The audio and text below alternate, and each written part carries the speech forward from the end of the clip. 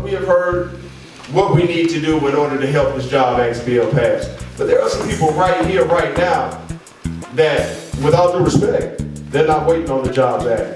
That doesn't mean we don't need to help it, but please believe it again, in order to fight this joblessness is from all sectors. All sectors. So without further ado, I'll let this brother speak for himself because he is very capable of doing that. Mr. Beane.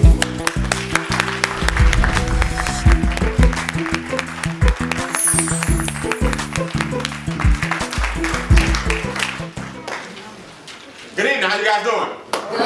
How about energy, man? How you guys doing? We have all these great speakers and no energy. The first thing you got to do that my mentors taught me to be successful is you got to be enthusiastic. You got to stay focused, you got to pay attention, and you got to be enthusiastic. And you got to get excited. You know what I mean? This is not a rally where we just bring a bunch of emotion together. You got to get excited. You got to get excited about your future. So I don't want to sit on the soapbox long. I'm the founder of an organization called Eighth Wonder Enterprises, where we teach people how to get their health back. That's what I do mainly, because wealth and jobs mean nothing if you're not healthy. That's the first thing. The second thing I own is a company, a training company called Mentor to Millions, and that's what I want to talk to you guys about today. Is I hear a lot about jobs, jobs, jobs, and there's nothing wrong with that. But for a minute, I just want to talk business, business, business. Yeah. Because Brother Allen just told you, it's one thing to have a job, and that's fine. I teach my people, be thankful for your job and not satisfied. What we do have to do at the same time is position yourself where you can create jobs. Yes. I'm a native from Atlanta, right here, went to Morehouse College, graduated in 1997, got my degree in English and hit the glass ceiling within the first 3 months. And realized that the glass ceiling is real until I had a mentor who took me under his wings, showed me how to make residual income, and I retired 14 years ago when I was 22 years old. 22 years old. I say that not to brag and boast. I say that to show you that there are opportunities for you out here to stop looking for someone to give you a job when you can create them simultaneously.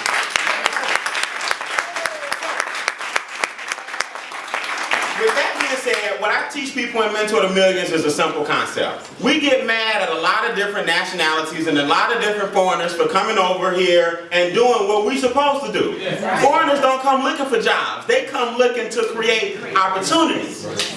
America is supposed to be the land of what? Opportunity. So we get mad at other nationalities for doing something that we are supposed to do. Now, I talk bad about America, and we can talk bad about government all you want, but I don't see no boats leaving. That's what I heard. You know, we get mad at the government, we occupy Atlanta, and we get upset, and I get pissed off too. But we're going to get it straight here. So, if this is the land of plenty, it's time to do something that a lot of people aren't doing, and that's educate yourself. Be an entrepreneur. Don't be afraid of it. Is it scary? Yeah. But wealth is where the unknown is. If wealth was where the known was, we would be wealthy. So you got to learn that wealth and money and abundance and prosperity often lies in the unknown. Wow. Don't be afraid to seek the unknown. So I'll tell you what my mentors taught me. And what I'm doing is I'm starting to pass it. I have a little mentor. He called me last week, or actually he texted me. You know, these days we don't talk no more. We text. True story. Just to show you how you have to change how you think. Mr. Beane, I've been to your house, I've seen nice things, I want to be like you. When I grow up, what can I do to become an entrepreneur? I said 3 things. Number 1, you got to call me back so we can talk on the phone. We can't text business. Number 2, I need you to do me a favor. You need to define the definition of business. Tell me why you want to be a business owner, and tell me why you want to own a business instead of a job. Get back with me and tell me what the difference is. He didn't call me back. I called him back 2 days later. I said, are you ready to give me the answers to my questions? He hit me and said, can I do it after the game? I said, you failed. Rule number 1, entertainers and athletes are already rich. Right. You sitting back watching people with money make money. So you watching the game, you'll go to the game, you'll go to the movies, you'll go to the play, you'll go to all the fancy parties, and can't even afford the cable bill that's allowing you to watch it. So I said, young man, if you're going to work with me, the founder of A Mentor to Millions, I'm going to mentor you. And the first thing I got to do to mentor you is I got to change your mindset. You sought me out as a mentor, then told me to call you back after the game. Now he'll get a second shot, but you get one more. Because we gotta toughen up. We gotta change the way we think. It's not hard to get wealthy in America, guys. I've made 7 figures teaching people how to do it. I'm not saying up here like I'm the richest man in the world. Trust me, I grew up on the South Side, College Park, East Point. I know what it's like to foreclosure. I know what it's like to have no money. I know what it's like to have my lights off. I also know what it's like to go to Aruba. I know what it's like to go to Tahiti. I know what it's like to go to Maui. I've been to Monaco. You can experience both. Right. And ain't nothing wrong with it. And stop letting people tell you that wealth and abundance, you got to be broke in order to help people. No, you don't. The best way to help the poor is to not be one of them. So what am I saying? In school, they won't teach you this. There's several types of business. You got traditional business, corporations. That's fine. Get a job just so you can get your feet wet. You gotta pay the lights, you gotta pay the water bill, you gotta pay the gas bill, you gotta pay daycare, you gotta have health insurance. Nothing wrong with a job. But that's where you get your feet wet so you can turn around and create them. Then you got franchising. Most of us don't have $2.5 million just to own a McDonald's and $500,000 just to get a Dunkin' Donuts, and we don't have that kind of money just laying around. Then you have what I do, which is non-traditional business. That's why I make non-traditional money. Because here's the difference. You have to learn that you can give yourself a pay raise with the money that you currently make. See, a lot of us want to make more money to change our situation, but you're on a W-2. A 1099 with a W-2 allows you to have all the write-offs so that you can give yourself a $7,000 to $8,000 a year raise with the money from your job.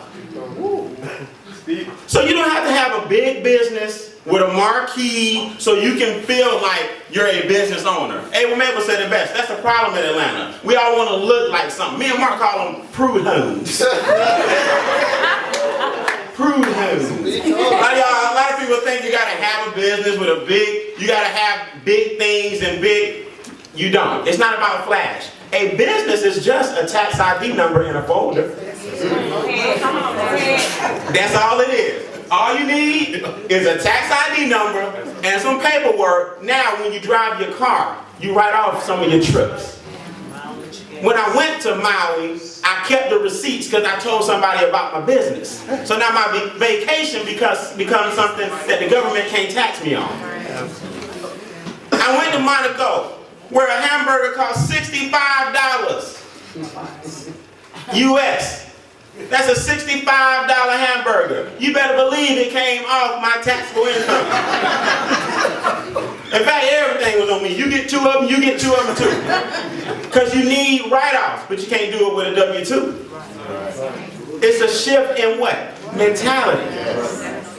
See, a W-2 says this: I'm gonna work first, I'm gonna pay my taxes second, and I'm gonna spend third. That's why most people would check the check. Because you saying, boss, get yours, government get yours, state, federal, FICA, everybody else get yours, then pay me what? Mine. But let me ask you a question, who worked for it? Then why are you number 3 in line? The government is telling you, legally, if you own your business, we change the game. Brother Allen said, look, become an entrepreneur. Why? Because we allow you to work first. We allow you to spend second, and then you pay your taxes when? Third. There's a difference between a W-2 and a 1099. I keep hearing jobs, jobs, jobs, and that's fine. But see me afterwards if you want to talk business, business, business. Here's the thing. 2 more points and I'm done. 30 seconds or less. A job allows you to save $14,000 a year in your retirement account without penalty. $14,000. That means if you have a job, the government is saying you can only save so much for the future without penalty. A 1099 says $41,000 a year without penalty. So the government in so many words is telling you, open a business, open a business. All the tax breaks, open a business. Increase your income, open a business. If you don't have a 1099, every time you drive a mile, I want you to take about 40 cents and just throw it out the window, because that's what you're doing. On your way to work, you should be writing off your gas mileage, because you should be talking business on your way to your job. Just take 40 cents and just chunk it. You know that little change you got? Just chunk it. I'm telling you, I went from ashy to classy. Because I opened a business. And I don't even use the word I. It was a concerted effort of a lot of mentors and a lot of awesome people that got me out of that mentality that somebody had to always give me something. So now, I spent the last 14 years with a Mentor to Millions paying that back. Entrepreneurs are not afraid to take risks. They're just minimal. People say, Brian, it takes a lot of money to open up a business. No, it does not. That's why I tell you the money is the money's in the unknown and not the known. There's a difference between the people who are true entrepreneurs, true pioneers, true visionaries. The people you look up to the most are pioneers. Yes, they had the most arrows in their back, but they also own the most land. So you got to make a decision today, people, to at least start the journey on changing your mentality. And while Obama and these great organizations, Occupy Atlanta, everybody else, give it up for my man Marcus Coleman. Please do it better than that. You can do better than that. You can do better than that.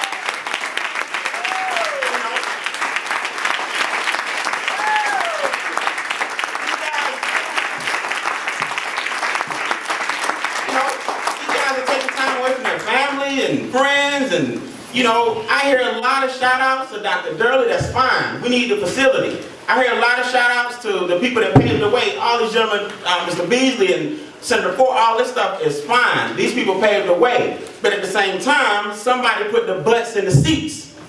And you need to surround yourself with people like Mr. Coleman who can connect you with other people so that while you find your job and get on your feet, you know what to do with that money when it comes in so it can make you more money. Money's a tool, it's supposed to work.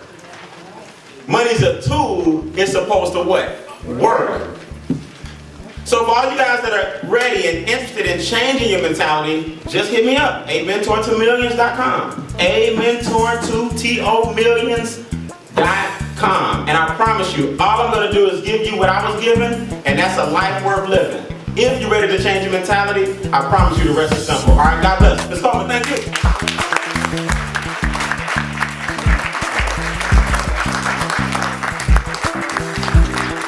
One more time, Brian, ladies and gentlemen.